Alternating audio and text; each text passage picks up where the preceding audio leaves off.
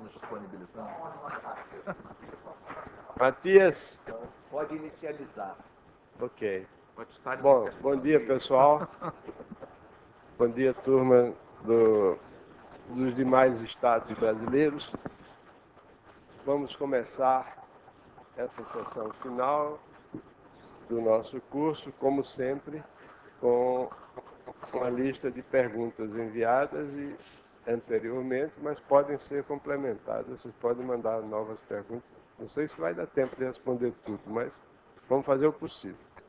Então, sem mais delongas, como diz o outro, sem mais delongas, vou começar a responder as duas primeiras perguntas que são dirigidas a mim. Tem uma que é difícil, a primeira é assim, do Jamerson aqui, né, nosso colega. Que critérios devem ser utilizados para escolher o livro didático que vou utilizar? Entre parênteses, se tiver liberdade para isso. Isso é um bom acréscimo, porque, em geral, a escola é que escolhe, né? Se o professor tiver liberdade para isso, olha, para exercer esse processo de escolha conscientemente, a pessoa devia conhecer um certo número de livros didáticos. Em geral, as editoras distribuem livros didáticos entre os professores, mas se o professor é um professor iniciante, ele dificilmente vai receber. A escola devia ter, que as editoras mandam para as escolas deviam ter uma coleção de livros para o professor, para o grupo de professores escolher. Agora, uma vez admitido que foi resolvida essa questão de como fazer o processo de escolha em termos de quais são as pessoas que vão decidir isso, os critérios devem ser aqueles critérios óbvios, né? Quer dizer, o livro adotado deve ser isento de erros, o que é meio difícil, e deve cumprir certas finalidades, como, por exemplo, treinar, começar a exercitar o aluno com a capacidade de raciocínio, né? Mostrar que matemática não é apenas uma série de regras que a pessoa tem que decorar para resolver os problemas relativos ao uso daquelas regras. Por exemplo, matemática não é, ao contrário do que a maioria dos livros indica que seja, não é estudar logaritmos para resolver problema de logaritmo, nem estudar trigonometria para resolver problemas de trigonometria, né? É claro que a pessoa, quando estuda trigonometria, tem que aprender a resolver problemas de trigonometria, mas o objetivo principal é mostrar que aqueles problemas de trigonometria têm relação com a realidade.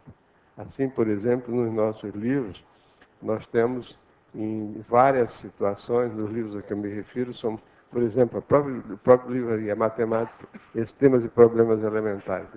Tem situações concretas em que a gente usa a trigonometria. Por exemplo, no cursos anteriores, o Wagner, vocês podem ter acesso às aulas dos cursos anteriores por meio da internet. Essas aulas todas estão gravadas e podem ser copiadas, fazer CD-ROM, tudo isso, né? O Wagner fez aqui vários exemplos de situações bem concretas que as pessoas podem imitar nos diversos estados. No caso dele, por exemplo, calcular a altura do Pão de Açúcar, a altura do Corcovado, a distância do Hotel Glória até o Museu do Niemeyer do outro lado da Baía de Guanabara, coisas assim. Bom, então, os livros adotados têm que ser livros que tenham, exprimam o mínimo de bom senso e autocrítica. Eu já mencionei aqui um exemplo, que é um exemplo simples, mas que eu acho é típico, né, da falta de bom senso e de autocrítica dos autores de livros, que é aquele de achar o número x natural, tal que x mais 1 vezes x mais 2 igual a 3, igual a 6. E qualquer pessoa sabe que se dois números x mais 1 e x mais 2, se x é um número natural, são números consecutivos, e que o produto de dois números consecutivos igual a 6 só pode ser 2 e 3. Não precisa matemática para isso. precisa fórmula da equação de segundo grau. Se você desenvolve, como o livro faz, desenvolve isso, acha um trinômio do segundo grau, igual a 6. Dá uma equação, usa a fórmula da equação de segundo grau, vulgarmente conhecida como fórmula de Bhaskara, e resolve, acha as raízes 1 e menos 4, e depois de menos 4 não serve porque não é número natural, então x é igual a 1. E essa pessoa não está dando uma péssima ideia do que é matemática. Matemática não é o uso de fórmulas para resolver problemas que você pode simplesmente utilizar o bom senso. Bom, então os critérios são esses, né? Que o livro não contenha erros, que seja objetivo, que demonstre que o autor sabe do que está fazendo, tem uma certa experiência naquilo, então não complique as coisas mais simples, né? E que permita, esses livros devem ser tais que devem permitir o professor utilizá-los tranquilamente e com êxito, né? Se algum dos meus colegas quiserem completar essa resposta, a resposta é meio vaga, mas a pergunta é meio vaga também. Vou comentar sobre o exame de texto, que está disponível na internet. Ah, sim. O Morgado está me lembrando aqui que nós temos um livro chamado Exame de Textos, que foi escrito há 4 anos atrás, ou 5, e que contém várias... É um livro muito grande, está na internet, vocês podem copiar capítulos dele, porque copiar o livro todo fica muito longo, mas nesse livro, vários livros conhecidos são examinados detalhadamente. É verdade que alguns desses livros foram modificados, mas a maioria não foi, né? Estão aí, inclusive aprovados pelo MEC e tudo mais, com os mesmos erros que tinha antes, os mesmos absurdos. Mas vocês podem tomar conhecimento disso e ter uma visão mais crítica. Eu gostaria de perguntar para o senhor se eu pudesse dar para nosso uso pessoal, um livro. O senhor poderia indicar? Além desse que o senhor acabou de falar, né? Olha, eu não queria fazer isso porque eu não conheço todos os livros. Nós fizemos um exame de 12 coleções há 4 anos atrás. De lá para cá já apareceu muito livro novo. Eu tive a oportunidade de ver alguns, e os que eu vi, eu não gostei de nenhum. Tá? Agora, tem uns que são menos ruins do que os outros, tem um até que é bastante razoável, mas eu não quero fazer propaganda comercial aqui. Obrigado. Era bom para o César dar o endereço de onde se encontra. Ótimo. De repente eu queria falar e já... Enquanto o Paulo César vai dar o endereço eletrônico do site onde estão as críticas do livro, eu queria dizer o seguinte. Quando nós escrevemos esse livro, Exame de Textos, o qual contém análise detalhada dos livros, de 12 coleções de livros, e essa análise não se limita a dizer que tal, em vez de X é Y ali, mas repetidas vezes a gente discorre sobre as qualidades de um bom livro-texto e o significado dos assuntos que são tratados no ensino médio. Naquela época em que nós escrevemos isso, o MEC não fazia a avaliação de livros para o ensino médio.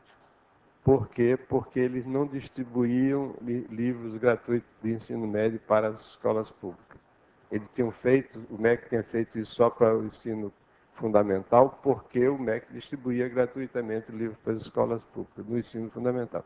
Depois o MEC passou a distribuir livros para as escolas públicas, inicialmente do Nordeste, não sei se já está no resto do país, e a partir desse momento o MEC passou a fazer avaliações periódicas desses livros.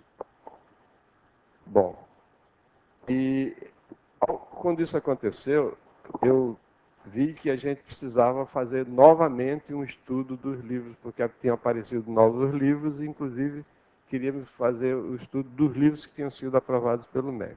Então, nós tentamos, nos dirigimos a diversas editoras, só uma respondeu positivamente, as outras todas disseram que era uma edição fechada, a palavra que usada foi essa, uma edição fechada que não podia nos mostrar o livro, nem nos vender. Era um livro só para ser distribuído nas escolas que não estavam à venda. Então, nós não pudemos, né, fazer a análise desses livros.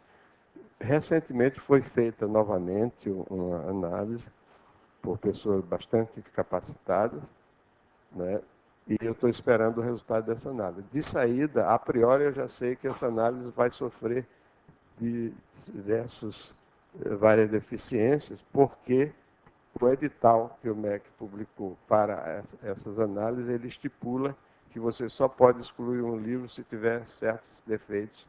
Isso constitui, na linguagem das próprias pessoas que fazem parte da comissão, uma camisa de força. Você só pode excluir um livro se ele contiver termos pejorativos assim que denotam preconceito racial, ou religioso ou político, ou então se tem propaganda comercial, ou então se tem erros crassos, etc. Então eu até disse de brincadeira, se você publicar um livro vazio, com as páginas todas em branco, ele não será excluído, porque não tem nenhum desses erros, desses defeitos apontados. Bom, aí temos o endereço, Paulo? Ainda não. O site do INPA sofreu uma reformulação nos últimos meses. O endereço em que ele estava situado antes não está acessível. Mas tem uma maneira de fazer. Você acessa impa.br. Dentro do INPA você procura ensino médio. Nós fizemos isso também. Não está tão simples assim. Não? Eu Não. fiz isso, consegui. Mas o site está em... Não recentemente. Pois é. O site está em reformulação. Até eu consegui, que eu sou o pior usuário de O computador. Bocler está que fazendo existe. isso ali. Bom, até o final da sessão, a gente dá um endereço para você. Na pior das hipóteses, o endereço da minha página. Mas até o final da manhã a gente faz isso. Bom, eu para encerrar a minha participação e passar para os meus colegas, encerrar temporariamente. Eu tenho uma pergunta aí, qual a definição correta de matriz? Livros trazem que toda tabela é uma matriz. Isso aqui é essa pergunta do Eudes, da Universidade de Tocantins. Toda tabela é uma matriz. Como reconhecer se uma tabela é uma matriz?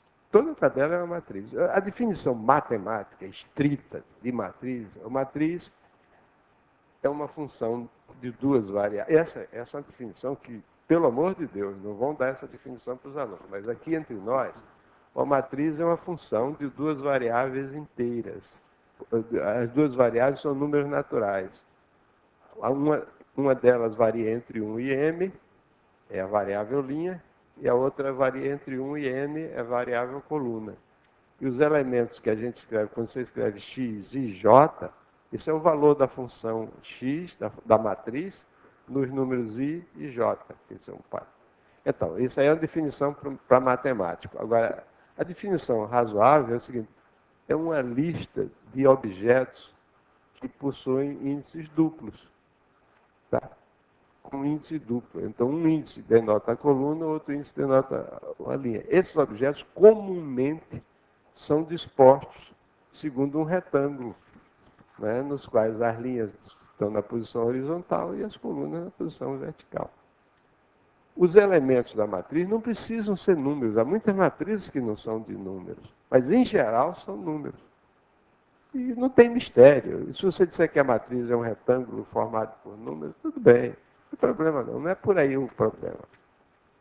O problema é, quando se ensina matriz, é dizer para que serve. E, para isso, nós tivemos essas aulas agora, comigo e com o Wagner, né, em que a gente procurou começar o estudo de matrizes, não pelas matrizes em si, mas pelo problema que elas ajudam a resolver, que é o problema de resolver sistemas de equações lineares.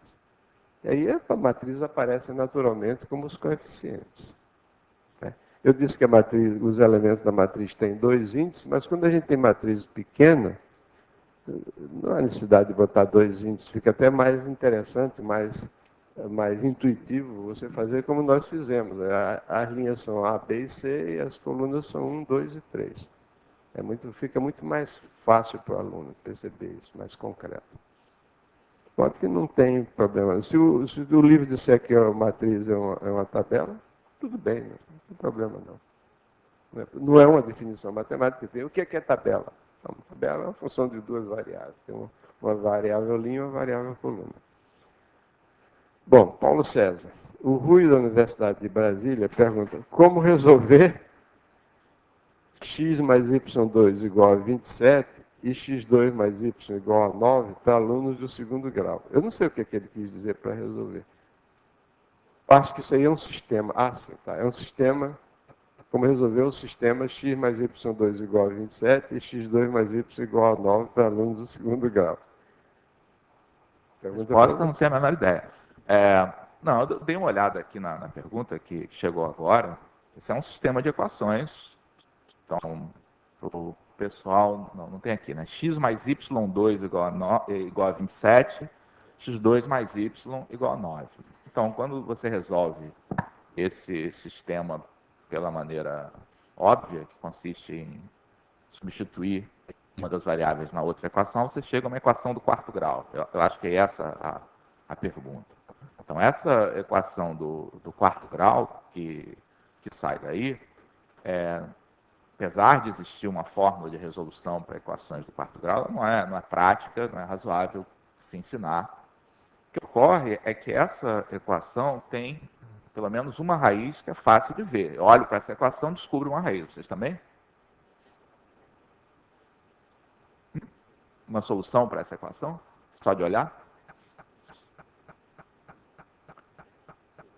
3 o quê? Como assim? Uma solução de um sistema não é um número, né, gente? A solução de um sistema é um par de números, um valor de x e um valor de y. Então, eu olho para aí e consigo descobrir 2 e 5. 2. X igual a 2, y igual a 5 é uma solução. Então, com isso, da equação do quarto grau, você consegue eliminar pelo menos uma raiz, baixar para o terceiro grau. É possível que daí a gente perceba a existência de outras raízes, mas acho que esse é o tratamento adequado para um aluno do segundo grau. Mas se você realmente precisar de obter as soluções disso numericamente, você pega uma calculadora gráfica e escreve o gráfico das funções, né? Escreve x igual a função x como função de y, escreve y como função de x, os dois gráficos, quando eles se intersectarem, você tem as soluções. Nesse sentido, esse é até um problema interessante para você tratar com aluno do ensino médio, se você for discutir, que é uma coisa interessante, não teve tempo de fazer aqui, mas está no livro, os processos de resolução que são de fato usados na prática para resolver equações polinomiais, equações algébricas. Tem uma das perguntas aqui, como é que se resolve uma equação do terceiro grau ou de grau superior? Então, na prática, quando você vai resolver uma equação polinomial de grau superior ao segundo, mesmo no caso do terceiro grau que existe uma fórmula de resolução, o processo que de fato se usa é o processo numérico de resolução. E aí não faz diferença, ou não faz muita diferença o grau, e essa discussão tem no final do capítulo 6 aí do livro. A gente pode até fazer mais tarde, aí, preparar esse exemplo, acabar de resolver. Eu assim não tinha visto isso antes, mas de cara eu introduzia mais duas incógnitas, o y2 e o x2. Aí ficava com duas equações, com 4 incógnitas. Ficava mais as coisas. Bom, Paulo César, qual a diferença entre polinômio e função polinomial? Devemos dizer raízes do polinômio ou raízes da função polinomial?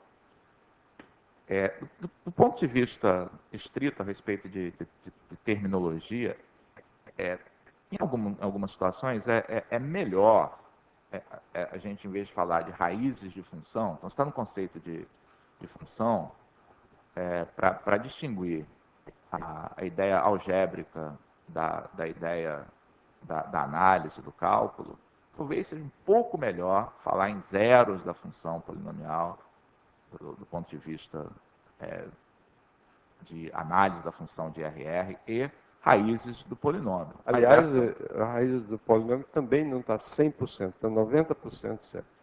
Porque a raiz do polinômio significa raiz de uma equação. O polinômio também tem zero. Raízes da equação P de x igual a zero. Mas eu acho que isso não é uma distinção que a gente deva, por exemplo, Fazer cavalo de batalha. Fazer cavalo de batalha, ou tirar ponto do aluno porque ele fala uma coisa Não, dessa. todo mundo sabe o que ele quis dizer. Não tem muito problema. Agora, existe uma diferença entre polinômio e função polinomial. Nós discutimos ligeiramente isso na aula de terça-feira, e são entes que vivem em parte da matemática, que se comunicam, é claro, mas tem métodos diferentes de trabalho. Quer dizer, um polinômio é uma entidade algébrica, então um polinômio essencialmente é caracterizado pela forma como você opera com eles através dos coeficientes. Então, quando você fala de polinômio, essencialmente você está falando a respeito da sequência dos coeficientes, tá? Das operações que você faz com esses coeficientes e das propriedades que são resultantes daí.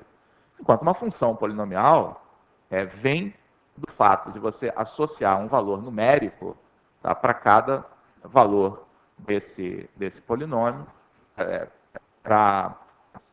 com essa variável trabalhando dentro do contexto aí que você deseja. Então, também uma distinção sutil, tá? Eu acho que, para nós, professores, é bom saber que existe uma diferença, mas, mais uma vez, com os alunos, eu, pessoalmente, acho uma distinção sutil demais para a gente insistir.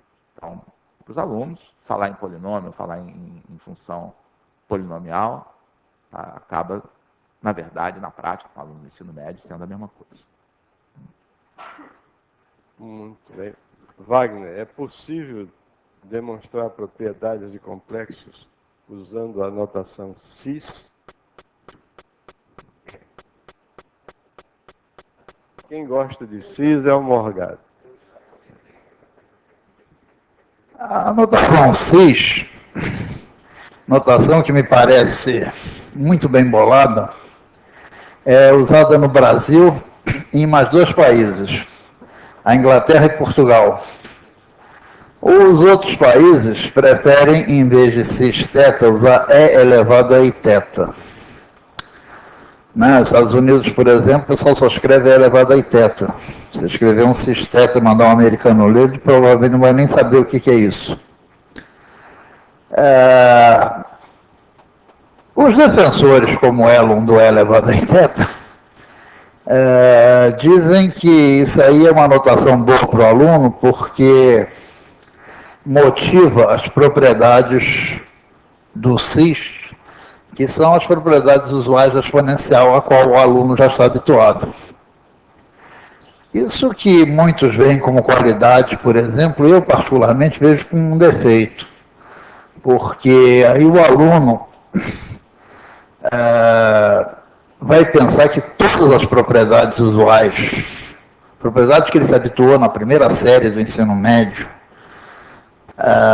valem para o E elevado a I θ, e não é verdade, nem todas valem, certo? Quer dizer, eu acho que isso aí, em vez de facilitar, acaba atrapalhando. Eu sou um defensor veemente do que fazem os ingleses, portugueses e brasileiros, o uso do cis. Mas eu não sei, eu acho que eu sou minoria aqui entre os professores presentes. Queria corrigir, eu não acho que E elevado a I θ é a melhor maneira de falar para um aluno do ensino médio. Eu acho que o correto é escrever cosseno θ mais I seno θ, ponto final. Nem cis, nem E elevado a I θ. O que eu falei sobre E elevado a I θ é o seguinte: durante muito tempo, eu creio que até hoje, em certas ocasiões, eu me esqueço das formas de cosseno de A mais B e seno de A mais B. Seno de A mais B eu não esqueço, porque minha terra tem palmeiras, onde canto o sabiá, seno A, cosseno B, mais seno B, cosseno A. Ninguém se esquece disso. Agora, o cosseno, às vezes, eu me esqueço. Agora, E elevado a I θ, você, naturalmente, quando você multiplica E elevado a I θ por E elevado a I teta-linha, aí você dá E elevado a I, teta mais teta-linha, aí você escreve isso como forma de cosseno e seno, aí fica ok. Mas eu não defendo E elevado a I teta, não, você está enganado. Eu acho que deve escrever cosseno teta mais I seno teta, isso não dá trabalho nenhum. O defeito, na minha opinião, de você usar o E elevado a I teta, por exemplo, é que você tem uma equação, digamos, E elevado a I teta igual a 1. Você está habituado a trabalhar no campo real, você vai acabar pondo de teta igual a 0, teta igual a 0. Você vai achar uma das soluções da equação. Eu acho que usar o E elevado a I teta atrapalha em vez de ajudar o aluno. Principalmente o aluno inexperiente. Agora, a notação cis é tão bonitinha, curtinha. Né? Você no teto, mas você no teto desse tamanho, foi até difícil de ler. Não vou discutir isso, não. Porque você está querendo que eu defenda um ponto de vista que não é o meu. Aliás, a pergunta era para o Wagner. Ele fugiu da raia. A outra pergunta é para mim. Será produzido o Rodolfo, da Unicamp, assim, será produzido um livro com a resposta dos 3 volumes que usamos? Adorei essa pergunta porque me dá a oportunidade de eu massacrar os meus colegas. Porque eu já fiz a minha parte. Eu também.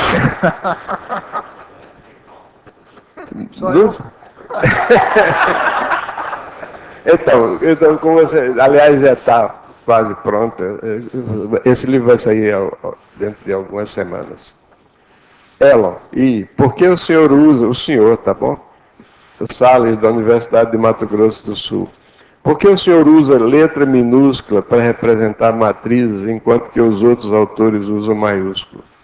É o seguinte, eu sempre usei letra maiúscula. Mas eu mudei para letra minúscula, aliás, que no livro é letra minúscula, negrita, que eu acho que fica bem bonitinho, né? Para usar a expressão do Morgado, fica bem bonitinho. Porque eu escrevi um livro de álgebra linear, que vocês devem conhecer, não Geometria Analítica e Álgebra Linear, um livro de álgebra linear propriamente dito, no qual, quando a gente estuda álgebra linear, há sempre uma escolha a fazer. Você vai dar predominância a matrizes ou a transformações lineares. Aliás, no estudo de álgebra linear, você tem 3 vertentes. Tem uns que dão ênfase em transformações lineares, que é o meu caso, outros dão ênfase em matrizes, e outros dão ênfase em formas quadráticas. Também essa terceira escola está realmente reduzida. Mas, então a ênfase era em transformações lineares, e eu representava as transformações lineares como o mundo inteiro representa por letra maiúscula. Exceto nos primórdios da álgebra linear, que tem aqueles livros alemães que usavam letras góticas, mas isso aí desapareceu. Acho que nem na Alemanha se usa mais letra gótica. Então, se eu usava a letra maiúscula para transformação, eu passei a usar letra minúscula para matrizes. Agora, reconheço que no quadro negro, ou no quadro verde, a letra minúscula e fica confundindo com os números. Você tem uma notação de... Tanto é que aqui eu usava a letra minúscula com giz vermelho, para diferenciar. Você pode usar a letra maiúscula mesmo e fica, não tem problema não. Morgado, como podemos associar o estudo dos números complexos com o cotidiano do aluno do ensino médio? Queria que o Paulo César respondesse essa pergunta.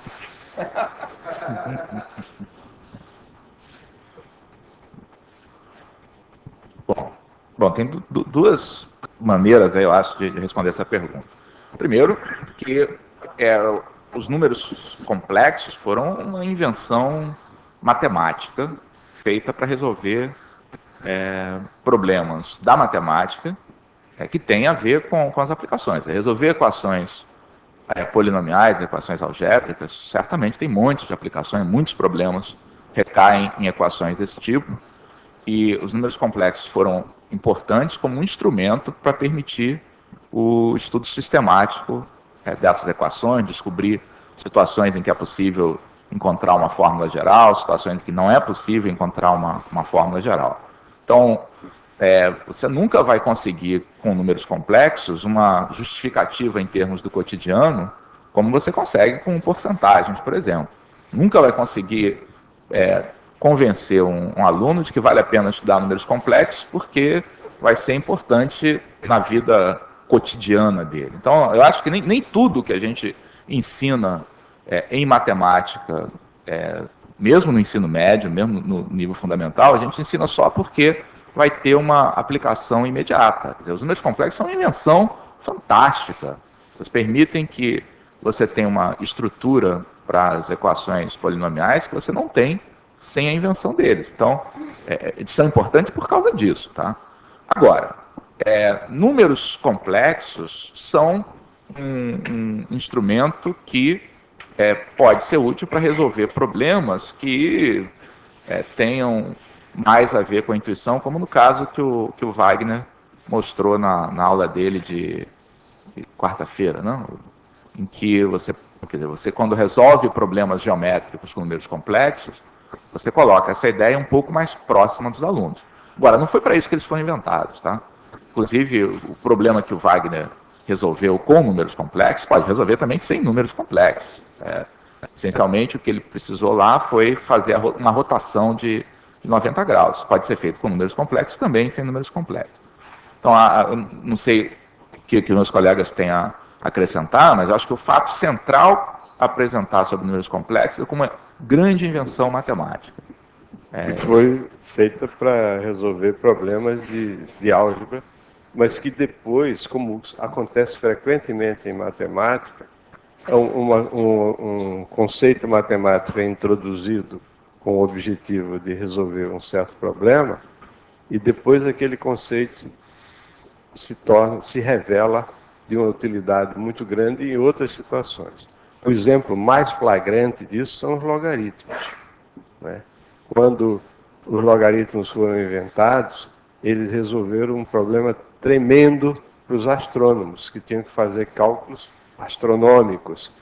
E esses cálculos eram, principalmente as multiplicações com números decimais, com muitos algoritmos, consumiam muito tempo.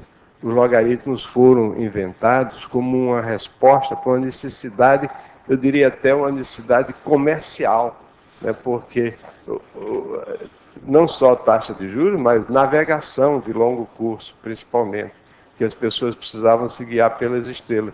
Os logaritmos são a consequência da bússola, né? Sem a bússola não era possível fazer navegações por alto mar.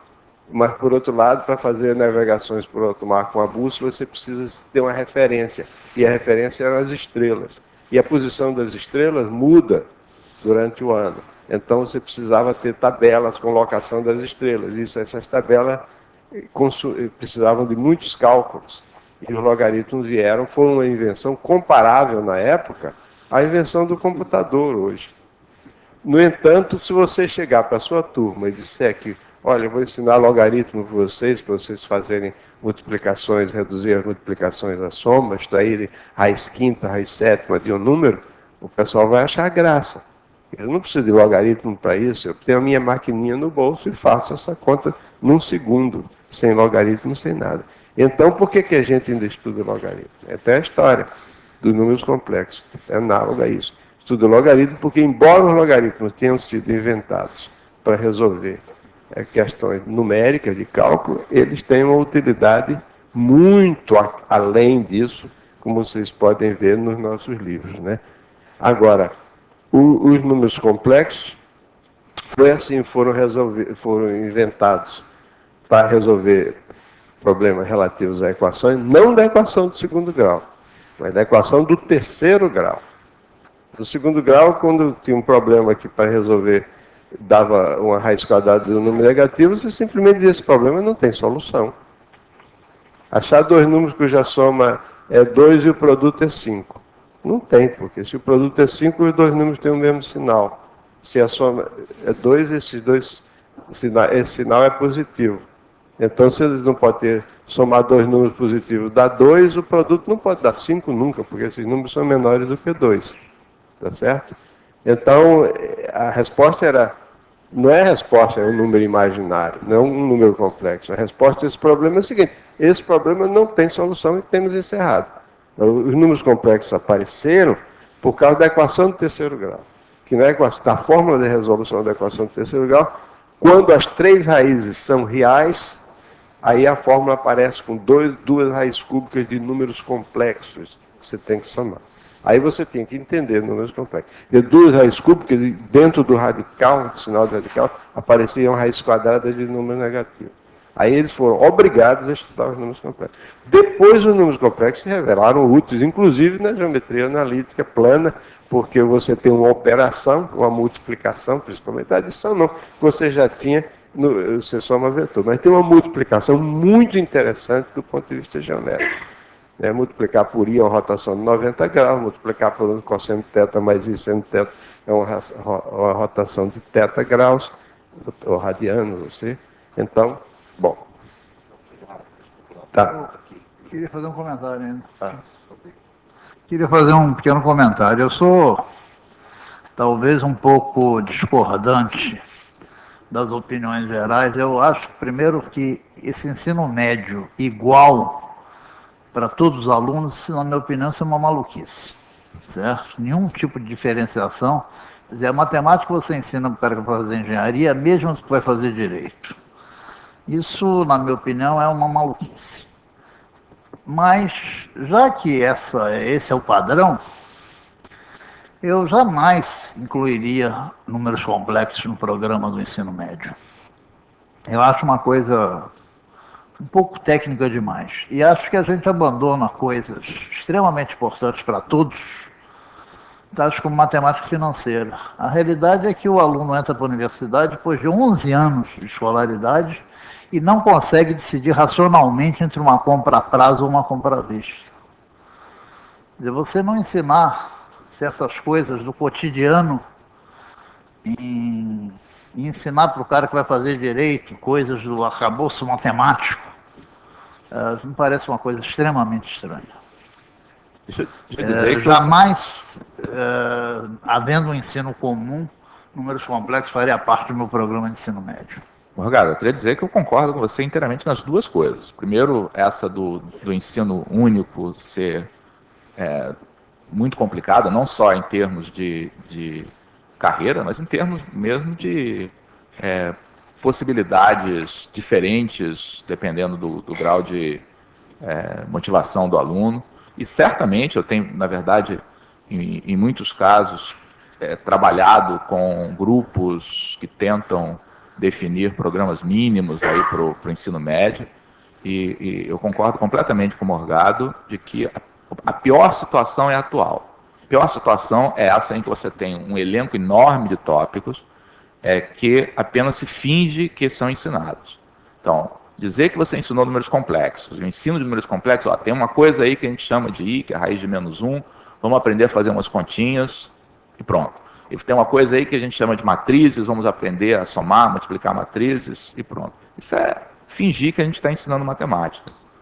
Aprender matemática é aprender a enfrentar problemas com auxílio de técnicas de matemática. Se você aprender uma fórmula, aprender não, ser informado de que existe uma fórmula e ficar fazendo uma pura aplicação dessa fórmula, isso não tem absolutamente nada a ver com matemática. É a coisa mais deseducativa que tem, que a gente faz aí com nossos alunos do ensino médio. Concordo inteiramente com o que o Morgado falou. Eu ainda quero acrescentar uma coisinha. Na realidade, dada essa maçaroca de conteúdos que são abordados especialmente no ensino médio, o aluno em geral sai do ensino médio sem, na realidade, ter aprendido nada. Ele não aprendeu sequer a aprender. Ele não aprendeu sequer a como fazer para pegar um assunto, entendê-lo completamente, secar um assunto. Ele fica habituado a essa cultura da superficialidade, do ouvir falar. Eu sei que tem um izinho, sei que tem aquilo, mas saber mesmo, ele não sabe nada. Falar a verdade, ele no ensino médio hoje em dia, ele não aprende nada, não aprende sequer a aprender as coisas.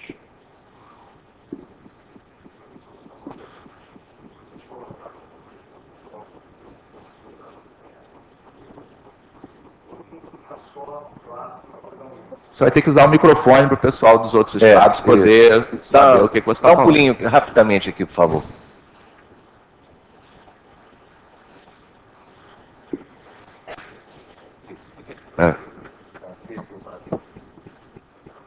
Bom dia, meu nome é Jorge Mendes, sou recém-formado na Universidade Gama Filho, e eu tenho uma pergunta. Foi colocado aqui que o ensino, como uma coisa única, né, não uma coisa assim diversificada, seria por áreas, seria por disciplina, por escolha. Eu gostaria de fazer a seguinte pergunta. Um aluno que entra no ensino médio, ele tem uma faixa de etária entre 14 e 15 anos, como seria feita essa distinção para que ele escolhesse, para que ele pudesse apreender o assunto, quer dizer, não apenas aprender, mas aprender como se fosse não, para sempre, né? Digamos assim. É só essa pergunta. Obrigado. O Brasil se caracteriza pela preocupação com a exceção e não com a regra geral. As normas de aprovação nas escolas não são feitas para o bom aluno, são feitas para o mau aluno, certo? O sistema de recuperação e tal. A preocupação não é com as pessoas normais, é com a exceção. Estou usando normal aí no sentido estatístico, né? De maioria. A preocupação é com a exceção. E essa preocupação com a exceção impede, por exemplo, que uma pessoa que... Eu não sei quem disse, mas quem disse muito bem o seguinte: o melhor sistema de ensino é aquele que permite ao Mozart transformar-se num Mozart. Não, um grande compositor, que se revelou como grande compositor muito cedo. E um bom sistema de ensino é aquele que permite se aproveitar essas potencialidades. No Brasil, Mozart dificilmente conseguiria entrar para a escola de música. Ia levar um 0 na prova de química do vestibular. E não ia conseguir entrar para a escola de música. As regras são feitas para as exceções, não são feitas para as pessoas normais. Aqui na mesa nós temos de 4 pessoas aqui, 3 pessoas que começaram a universidade fazendo uma carreira a qual não seguiram depois. O professor Orello é uma das raras exceções aqui, que é matemático. Os matemáticos da geração dele são todos engenheiros, por exemplo. São todos engenheiros que depois passaram para a matemática. O professor Wagner é engenheiro civil. O professor Paulo César, também engenheiro civil. Eu fiz 4 anos de engenharia, para só depois fazer matemática. Qual é o problema de um garoto aos 15 anos se sentir inclinado por uma carreira e começar essa carreira? Se depois ele se arrepender da escolha, que é uma coisa normal, ele não perdeu tempo não, ele ganhou a cultura geral. Ele começa de novo, mas esses casos são as exceções. A gente vai fazer esse ensino único, maluco, porque o aluno pode ter um cara que escolheu mal a carreira. Isso é uma coisa de doido.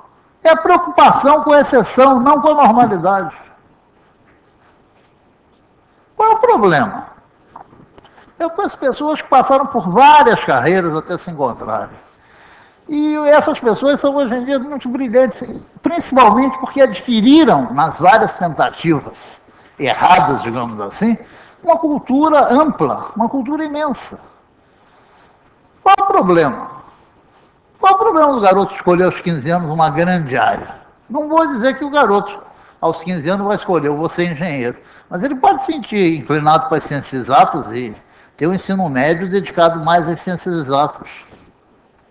Por que uma pessoa que vai fazer engenharia precisa de 11 anos de história da civilização? Não estou dizendo que não deva estudar história, mas 11 anos com uma carga igual a de matemática, se ele pretende se dirigir a uma carreira ligada às ciências exatas, é um exagero isso. Ah, mas o cara pode mudar de ideia. O que estraga o Brasil, na minha opinião, é essa preocupação com exceção. Morgado, tá bom. Você já deu sua opinião. Não, eu acho que todos nós aqui concordamos que o ensino médio no Brasil está unificado, não é uma atitude correta. E, por outro lado, você não tem que ser maniqueísta. Você não pode passar de um extremo para o outro, existem soluções mais adequadas. O outro extremo, é o extremo que ele mencionou, de um ensino médio em que cada carreira e um ensino médio diferente. Não é bem assim. Eu acho que dois casos, eu inclusive já contei aqui várias vezes, eu fui membro do Conselho Nacional de Educação e pedi demissão porque eu vi que não conseguia convencer ninguém a fazer as coisas como eu gostaria que fosse feita, né? E o ensino técnico profissional, conforme estabelecido por lei, obriga que a pessoa que vai fazer o ensino profissionalizante faça ou concomitantemente ou anteriormente tenha feito o ensino médio normal. Eu acho isso um absurdo. Mas não vamos ficar discutindo aqui essas coisas, porque isso a gente ficaria a manhã toda falando sobre isso.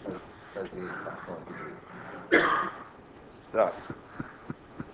Bom, a gente tem um banco grande de perguntas e continuam a chegar. Então, rapidamente, chegou uma pergunta do Tiago, do Ceará, de como é que resolve essa equação que ele manda aqui, que eu vou passar para você, hein? Então, ele diz, como é que resolve isso aqui?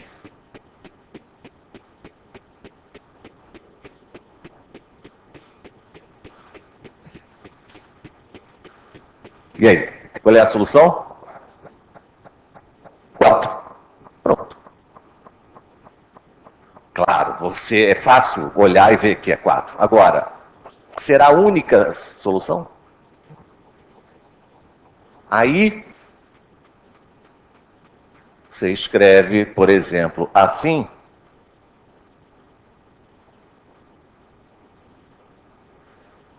E você, evidentemente, conhece os gráficos, né, dessas funções que aparecem de um lado e do outro. Raiz quadrada e uma parábola com a concavidade voltada para baixo, né?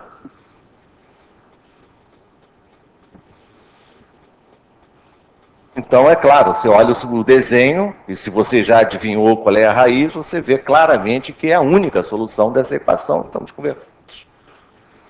Ele estava, sinto, né, preocupado em querer fazer as contas. Não vai conseguir resolver fazendo as contas. Você possa usar a mesma coisa para esse problema aqui. Posso fazer uma observação? Sim, pois é, exato. São duas parábolas. Posso fazer uma observação? Sim.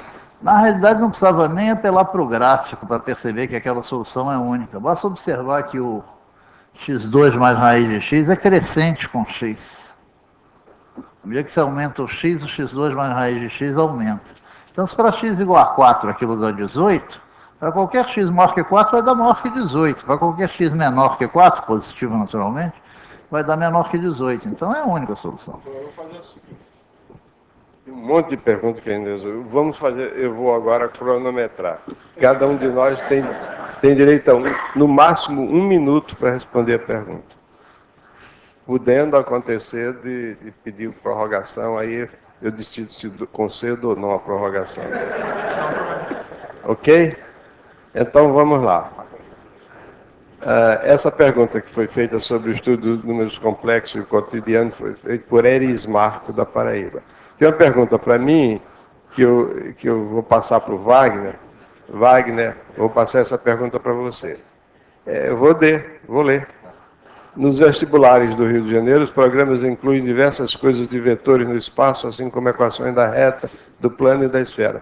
Mas nos vestibulares do resto do país, esses assuntos importantes estão por fora dos programas. O senhor sabe por que no Rio de Janeiro tem essa diferença?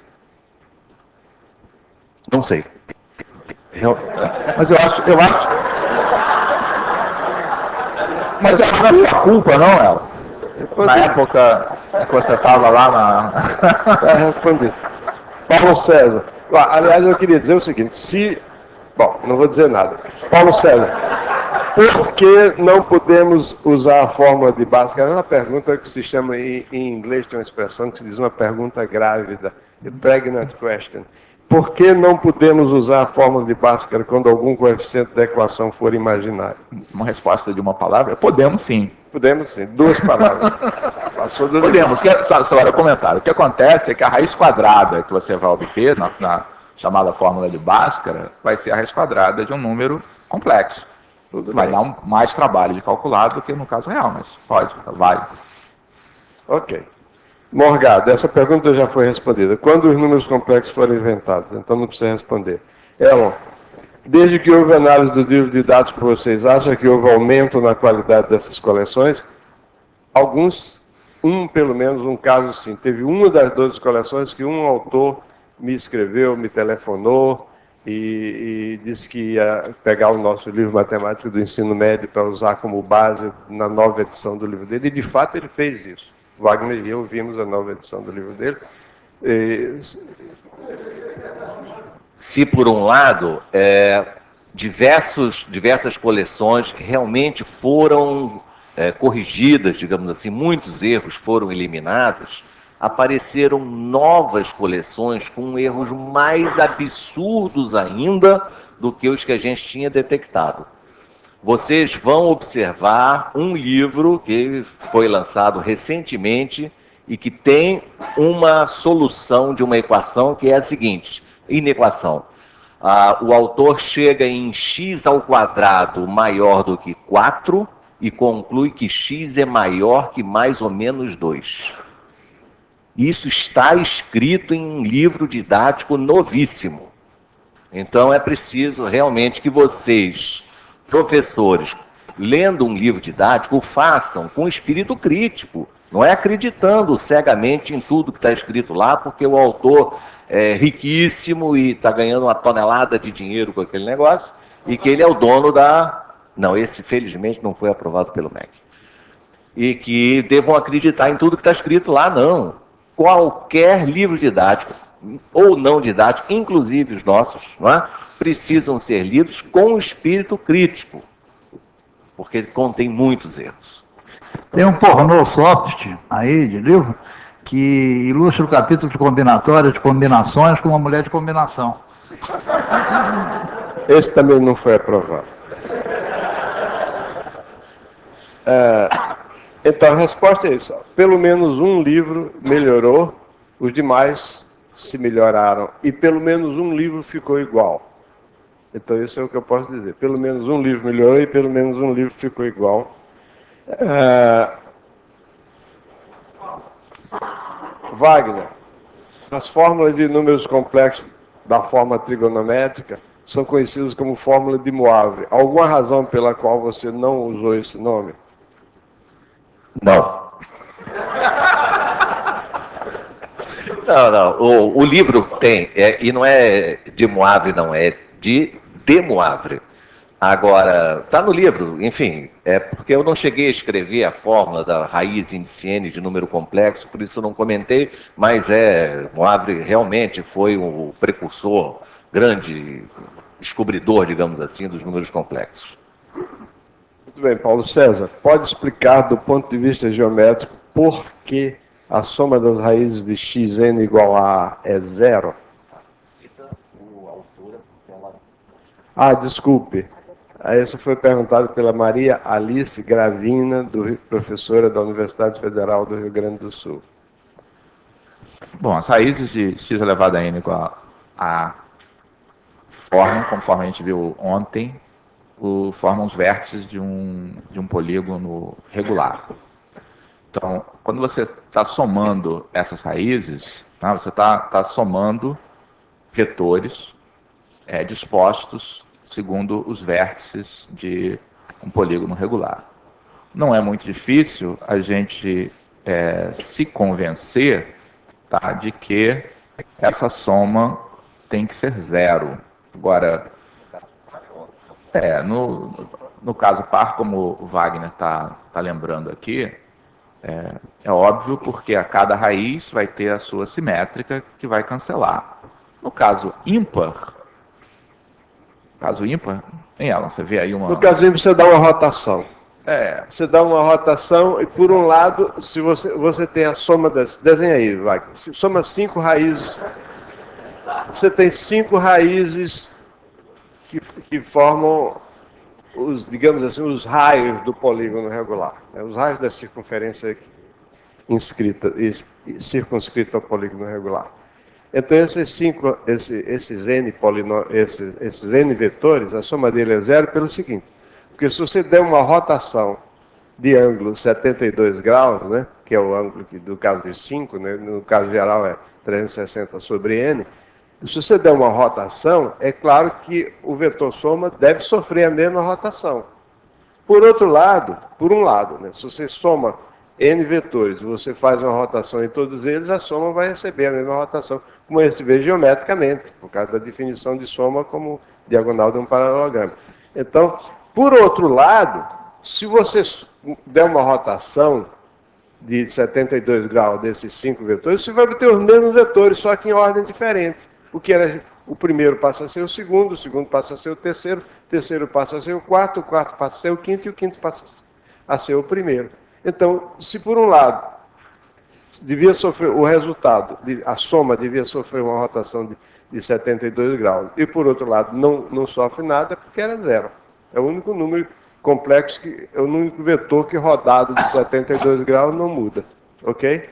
Isso é uma forma de ver. Aí tem uma pergunta para mim, do Nivaldo, do Maranhão: por que não existe determinante de matrizes não quadradas? Olha, porque não dá para fazer a definição, copiar a definição.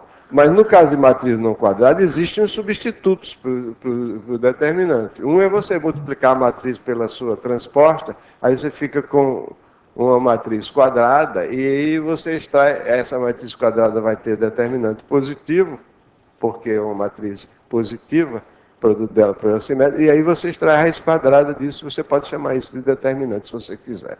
Mas simplesmente não existe, porque o sistema que tem um número diferente de equações e de incógnitas não é determinado. Isso aí é uma resposta para garoto. Como o nome é determinante, é para aplicar em sistema determinado. Mas isso é um substituto. Multiplica a matriz pela sua transporte e extrai a raiz quadrada. Não. Mas tem que multiplicar do jeito certo, porque se você multiplicar do jeito errado, vai dar zero sempre o determinante. Outra pergunta aqui do Tomires. Tomires é um nome que serve tanto para homem como para mulher, né?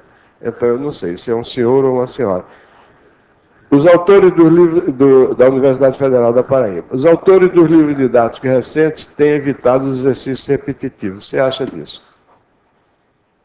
Bom, eu estudei cálculo por um livro, que era um livro do Granville, que tinha o mesmo exercício repetido 200 vezes, só mudavam os dados, e eles achavam naquela época que isso era bom, ajuda a entender. Eu acho que uma certa repetição pequena é boa.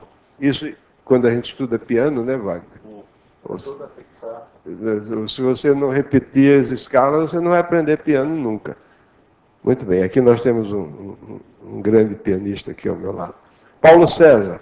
A Maria Alice Gravina, do Rio Grande do Sul, pergunta o seguinte: os professores não perguntam, ela simplesmente afirma, então isso não é uma pergunta. Os professores não sabem explicar por que a soma algébrica dos números complexos coincide com a soma geométrica. Eu imagino que ela quis fazer uma pergunta. Você sabe por quê? Bom, essa pergunta, na verdade, já apareceu aqui, e a gente disse que era por causa da soma de vetores. Que soma de complexos se comporta como soma de vetores, já que a soma é feita coordenada por coordenada. Achamos que tínhamos respondido, mas talvez a dúvida esteja aí. Tá? Por que quando você tem dois vetores para somar, como esses dois aqui, que a sua soma em coordenadas corresponde a somar as coordenadas do mesmo nome? Imagino que seja essa a pergunta. E a resposta a isso é só interpretar a definição geométrica, né? Então, como é que você soma dois vetores? Você tem que transladar a extremidade do segmento que está representando o primeiro vetor pelo segundo. Então, somar geometricamente significa fazer isso. O Wagner até chegou a fazer esse desenho aqui na aula dele.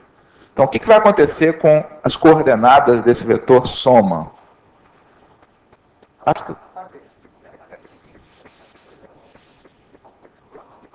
que acontece aqui vou mostrar que esse vetor vai aparecer naquela posição.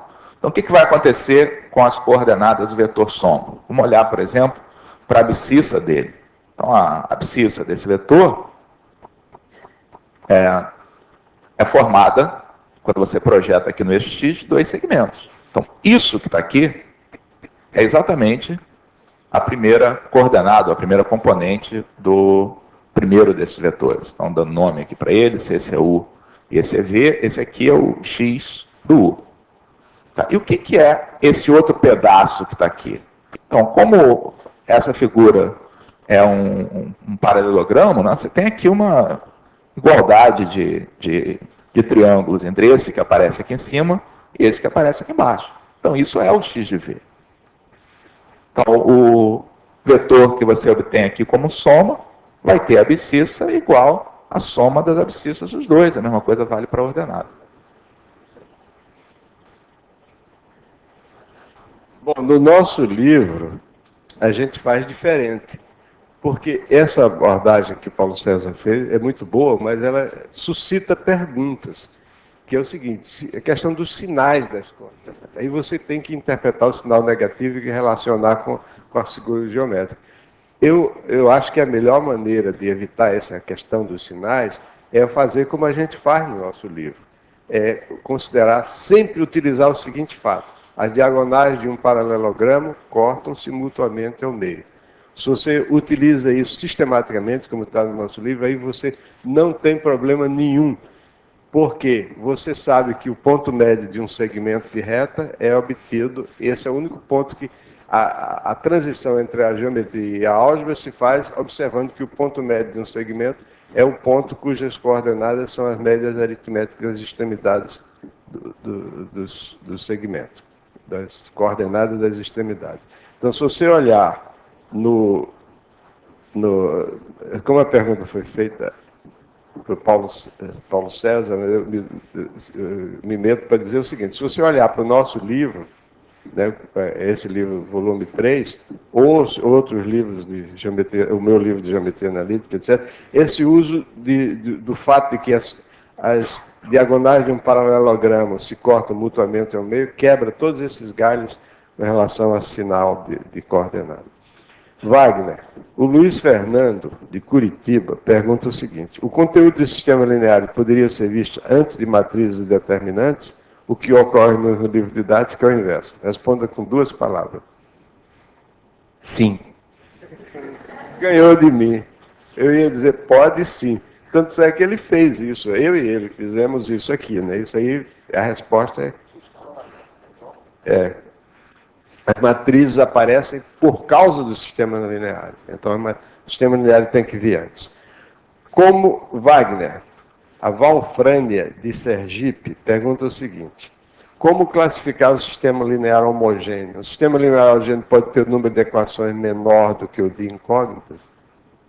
Sim.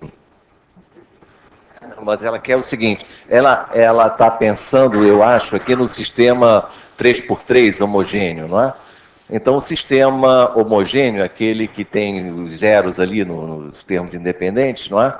Ele, obviamente, nunca é impossível, porque é claro que o 0, 0, 0 satisfaz as 3 equações. Então, descarta, não é impossível, nunca é.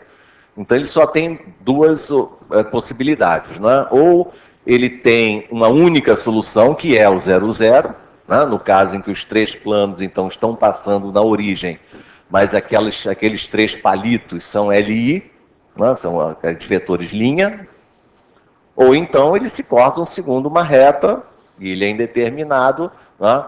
No caso em que os 3 vetores linha são LD, ou seja, um deles é a combinação linear dos outros. Tá? Impossível não é. Você está descartando o caso óbvio que os 3 planos podem coincidir. Né? Então, bom, esse é um caso muito óbvio. Aí tem outra pergunta aqui para o Wagner, solução do exercício 2 da página 126. O exercício 2 da página 126, que é o exercício dos corredores A, B e C, aí tem várias perguntas dizendo, não, eu não consegui fazer um sistema linear para resolver. Tem toda a razão. Esse problema foi colocado aí porque ele simplesmente é bonito, mas ele não é uma aplicação de sistemas lineares, realmente. Acaba sendo. Enfim. Mas talvez valha a pena mostrar depois do intervalo. Eles vão e a gente tem que... Bom, como sempre, né, depois quando termina o curso, a gente distribui as soluções não só dos problemas que foram passados para vocês, mas as soluções de todos os problemas do livro referentes àquele assunto. Tem uma pergunta aqui para o Morgado. Como os números complexos devem ser em todos... Já foi respondido. Paulo César, números complexos podem ser definidos a partir de matrizes? Resposta breve, em termos de ensino médio, pode, mas não deve. Eu conheço alguns livros em inglês, mas em nível mais avançado. Eles têm um negócio lá na Inglaterra chamado O-Level, que os melhores alunos entram. O ensino médio lá, para você entrar, as universidades são classificadas. Isso, você para entrar numa boa universidade, você tem que fazer o O-Level. Aí eles estudam o número complexo por meio de matriz. O número complexo A mais BI é representado pela matriz AB menos BA. A matriz 2 por 2, você pode fazer tudo com essas matrizes. Se você já estudou matrizes antes, você tem números complexos depois. Tem que dar uma palavrinha, mas só para... Tá bom, então vamos dar uma paradinha de quantos minutos? 20 minutos? 20 minutos. Tá bom.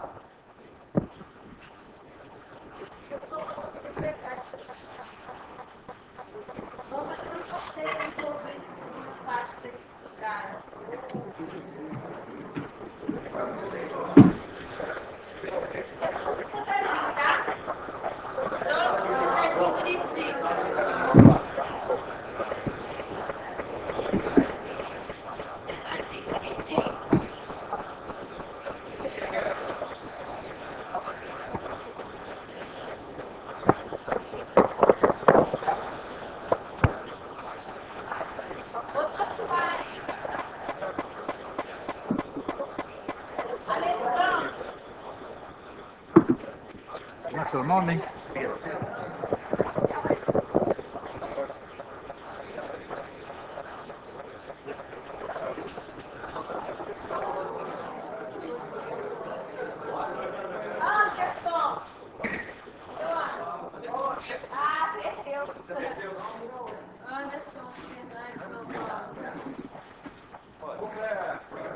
Maria.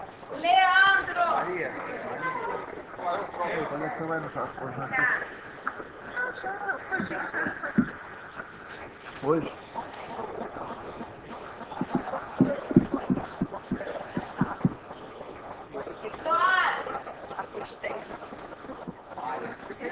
Você tem que acreditar nessa coisa. Aí eu hoje